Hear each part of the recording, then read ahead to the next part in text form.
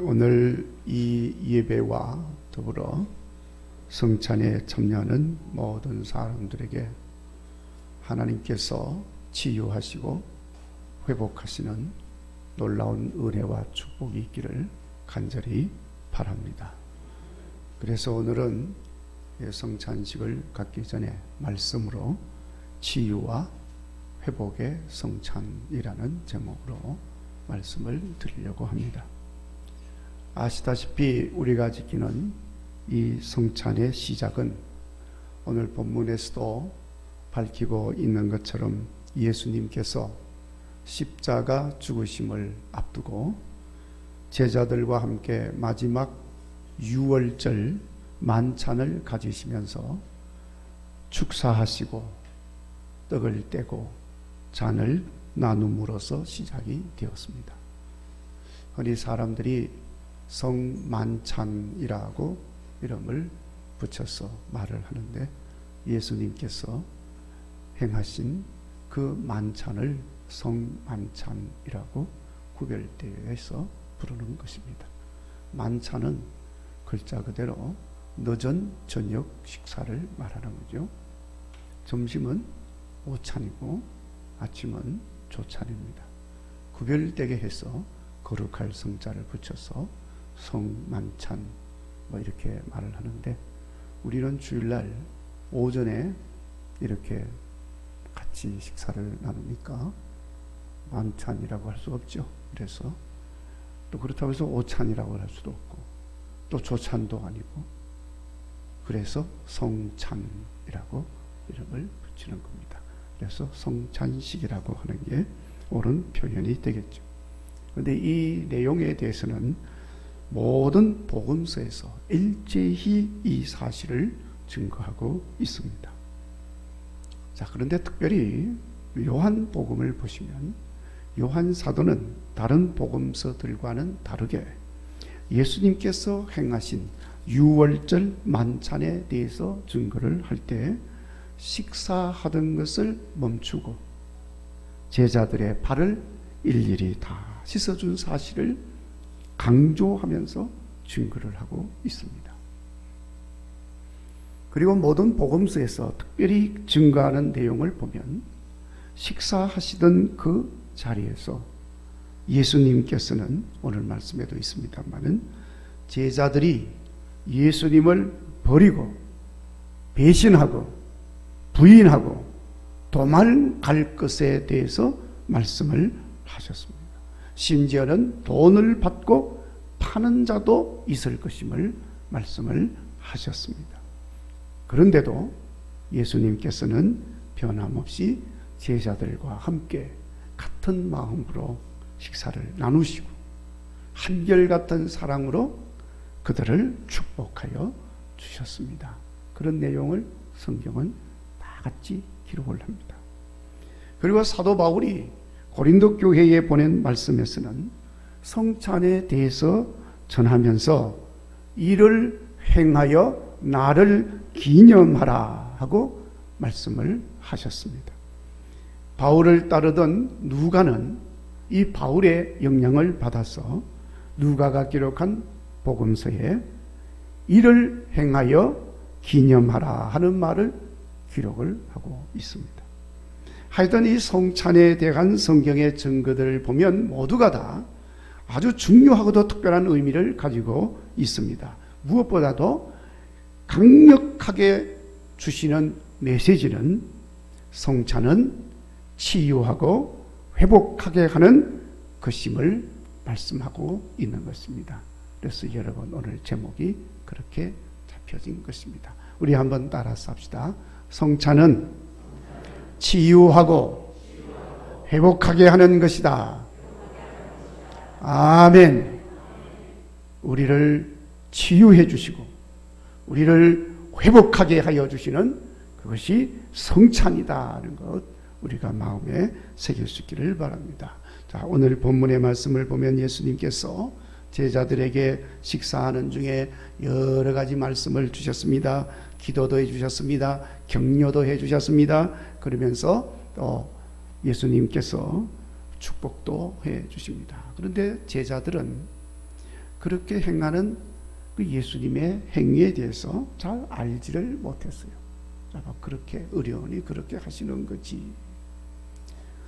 그래서 그렇게 식사를 마친 후 몇 시간이 지나지 않아 그날 밤 늦은 시간에 예수님께서 겟세마네 동산에 가셔서 마지막 최후의 기도를 하나님께 드렸습니다. 기도가 끝날 때쯤 해서 예수님께서는 대제사장들이 보낸 하속들에게 붙잡히셔서 그리고 끌려가게 됩니다. 이미 돈을 받고 예수님을 판 제자가 있었던 것입니다. 그러자 모든 제자들이 예수님이 붙잡히셔서 끌려가는 모습을 보고는 뿔뿔이 다 흩어져서 도망을 갔습니다. 베드로 같은 제자는 멀찍이서 예수님을 따라갔습니다마는 대제사장 집의 뜰에서 사람들이 베드로를 알아보고 이 사람도 같은 패다 하고 말을 하니까 베드로는 그거 사실을 부인합니다. 나는 저 사람을 모른다. 그러니까 그 옆에 있던 또 다른 사람이 이 사람 말투를 보니까 같은 패다. 그러니까 예수님 면전에서 이번에는 베드로가 나는 도무지 저 사람을 알지 못한다 부인을 했습니다. 거듭되는 사람들의 말에 베드로는 아예 예수님을 저주하면서 모른다고 부인하고는 그 자리를 떠나서 도망을 가고 말았습니다. 여러분, 불과 몇 시간 전에 만찬을 나누면서 예수님이 하신 말씀 그대로 된 것입니다. 자, 여러분, 이런 일들을 경험한 제자들의 마음이 어땠겠습니까? 우선 절망했겠지요. 예수님 붙잡혔었어요. 모든 게 무너졌습니다. 그러면서도 예수님 앞에 예수님을 모른다고 부인하고 배신하고 도망을 갔습니다. 인간적으로 죄책감도 있겠지요. 그로 인한 아픔도 컸을 것입니다. 베드로 같은 제자는 예수님께서 너희들이 나를 버리고 다 도망을 갈 것이다, 나를 부인하게 될 것이다 말씀을 하셨을 때 예수님 다른 사람들은 다 부인하고 도망을 간다 할지라도 나만은 절대로 그렇게 하지를 않습니다. 예수님이 어디를 가든지 같이 가겠습니다. 그렇게 큰 소리를 쳤지만은 그 약속, 그 결심 여지없이 다 무너지고 말았습니다. 상실감, 죄책감, 허탄한 마음 얼마나 컸겠습니까? 그러니까 베드로는 예수님을 모른다고 세 번째로 부인했을 때 예수님이 말씀하신 것처럼 네가 오늘 닭 울기 전에 3번 나를 부인하리라 하시는 말씀이 닭 울음소리와 함께 생각이 나서 도망가던 그 자리에서 대성통곡을 하면서 울었다고 그랬습니다. 자, 그런데 여러분, 이 모든 일들은 이미 예수님께서 함께 나누던 이 식사 자리에서 다 예수님께서 하신 말씀이에요. 그런데도 예수님께서는 다 앞으로 일어날 일들을 아시면서도 제자들에게 변함없는 마음으로 같은 사랑으로 축복하시고, 그리고 이것은 내 몸이다, 이것은 죄사함을 얻게 하는 많은 사람을 위해서 흘리는 바 나의 피, 언약의 피다 그러면서 떼어주시고 또 잔을 마시게 하셨습니다.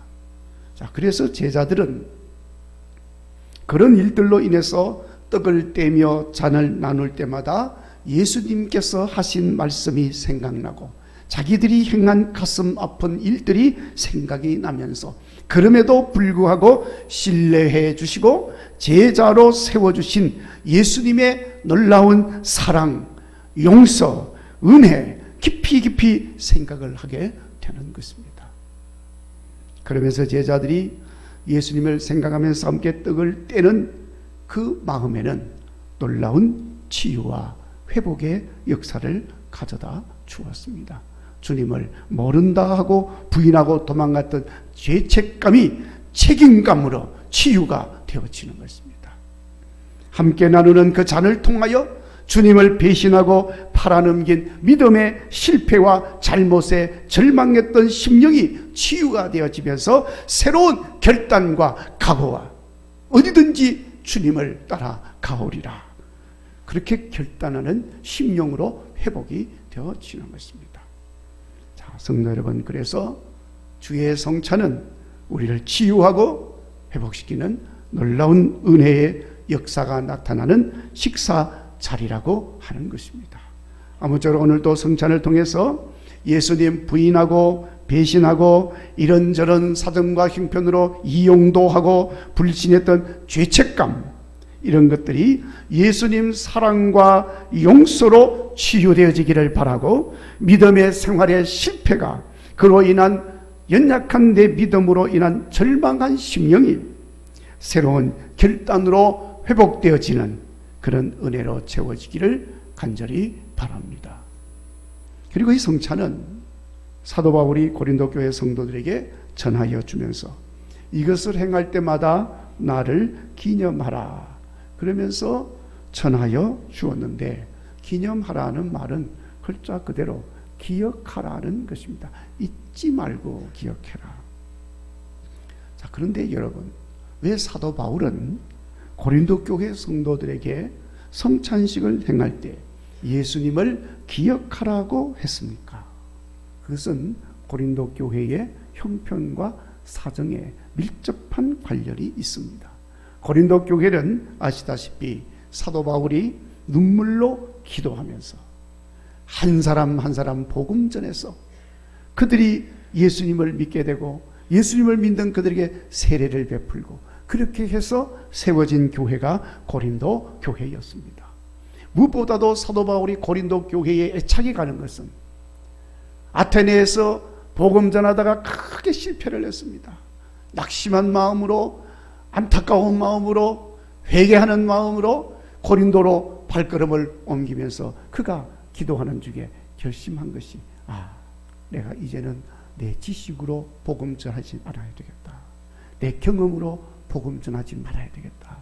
나는 이제 오직 예수의 십자가, 예수의 부활, 이것만을 전하겠다.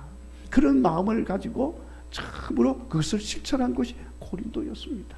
그러니까 고린도 교회에서 많은 사람들이 예수님 영접하고 아테네와는 다르게 많은 사람들이 구원받고 예수님을 믿게 됐죠.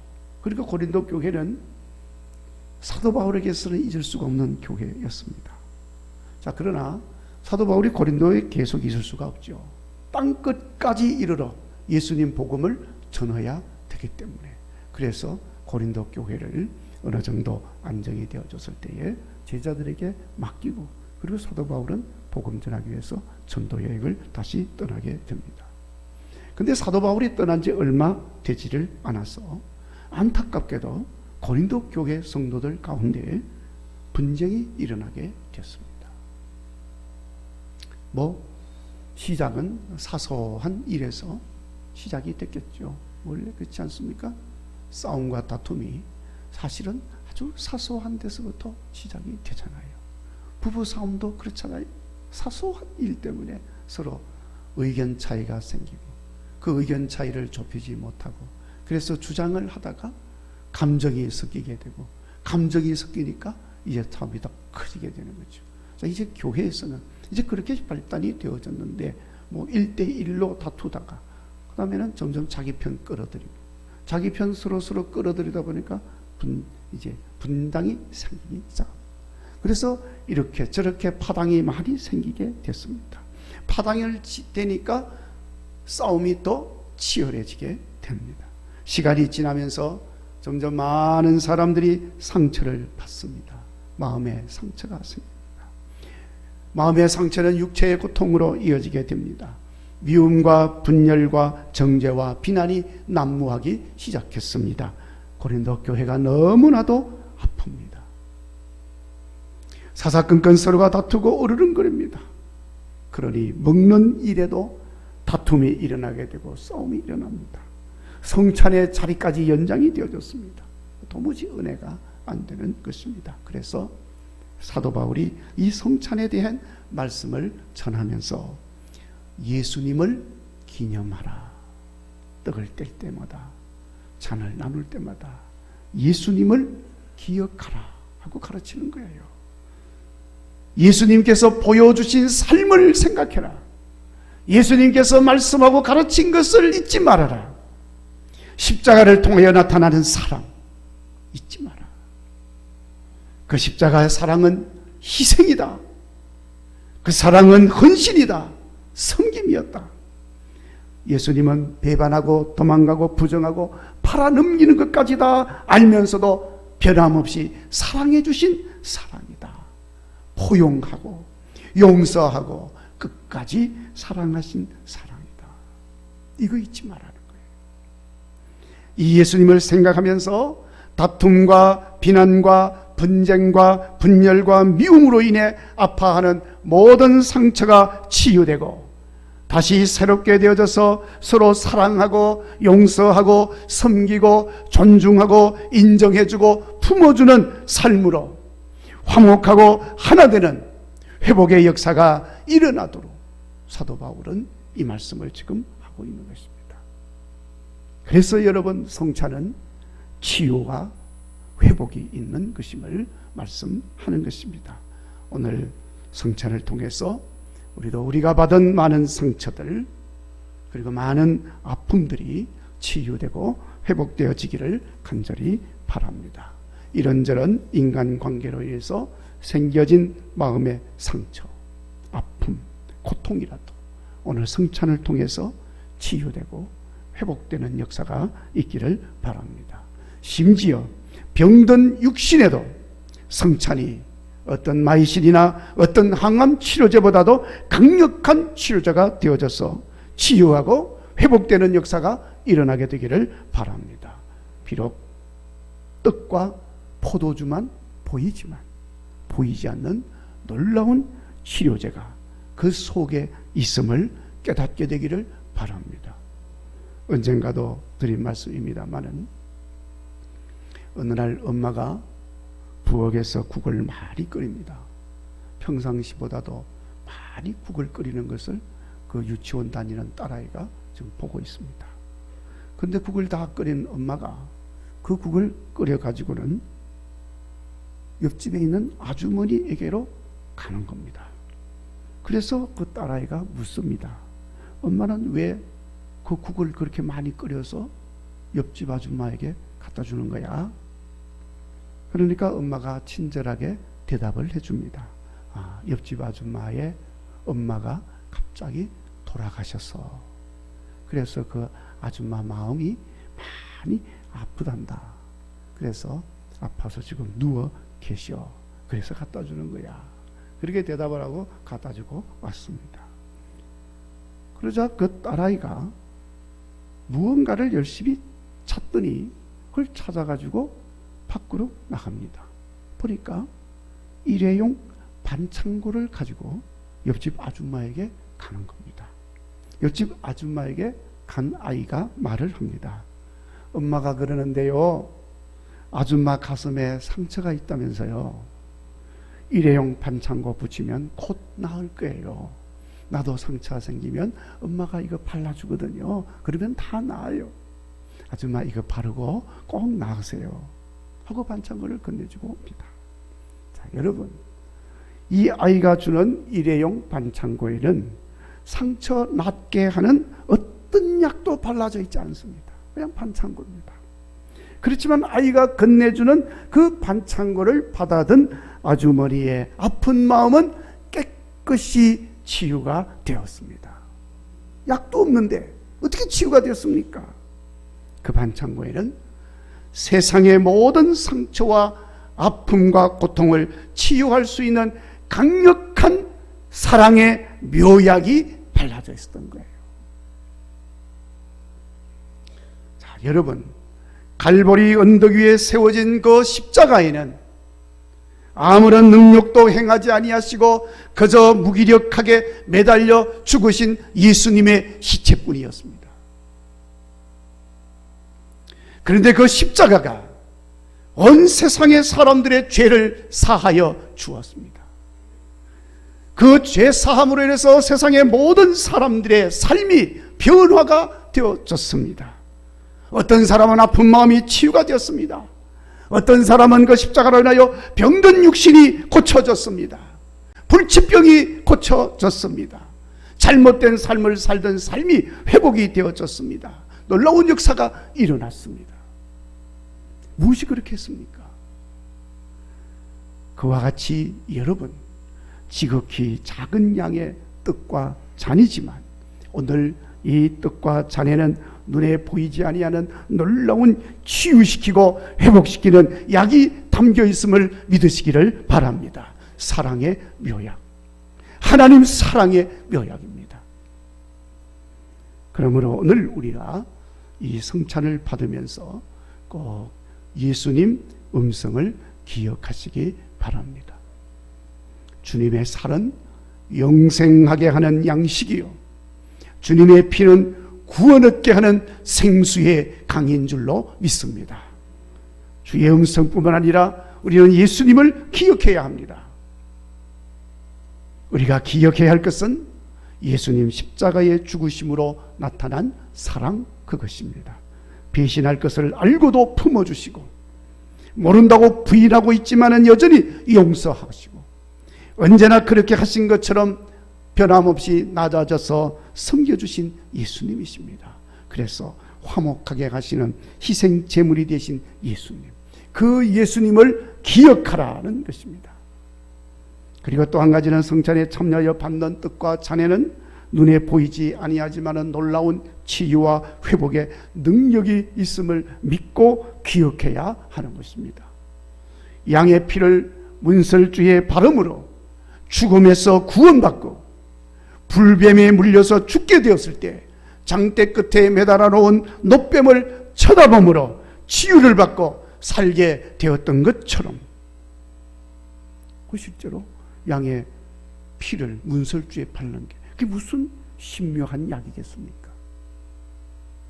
장대 끝에 매달려 있는 놋뱀, 구리뱀, 구리, 그게 무슨 능력이 있겠습니까? 그러나 하나님이 말씀하시고 그 말씀을 따라 보라고 할 때, 하라고 할 때 믿음으로 믿고 보고 행하고 쳐다본 사람들은 다 구원받고 살아났지 않습니까? 자, 여러분, 성찬을 통한 치유와 회복의 역사가 있음을 믿으시기를 바랍니다. 질병은 물론이고 가난도 회복되는 역사가 일어나게 될 줄로 믿습니다. 마음의 아픈 상처들, 미움과 분노와 열등의식과 우울감과 패배의식, 죄책감, 불안함, 두려움 모두 치유되고 회복되어지기를 주의 이름으로 축원합니다. 그래서 오늘 우리는 성찬에서 치유받고 회복되는 은혜를 꼭 받으시기를 바랍니다. 이렇게 치유받고 회복된 삶으로 인해서 우리 가정과 우리 교회를 넘어서서 우리가 사는 이 사회, 이 나라, 그리고 온 세상에도 예수님의 치유하시고 회복하게 하시는 놀라운 역사가 나타나서 우리 모두가 다 화목하고 평안을 노래하는 새 역사가 일어나기를 주의 이름으로 축원합니다.